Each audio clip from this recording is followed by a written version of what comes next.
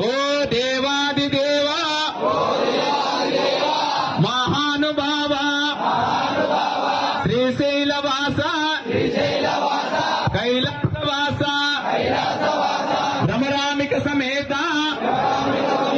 శ్రీ మల్లికార్జున మీ పాదాల బృందములకు శరణు శరణు శరణు శరణు మానవ జన్మెత్తి నీ మహిమతో శివదీక్ష భూనితిమి ఈ రోజు నుంచి మహాశివరాత్రి వరకు నిత్యము పాద సేవలో ఉందుమయ మీ సేవలో గాని మీ పూజలో గాని నిత్య జీవితంలో గాని తెలిసి తెలియక చూసి చూడక చేసిన సకల తప్పులను మన్నించవయ్యా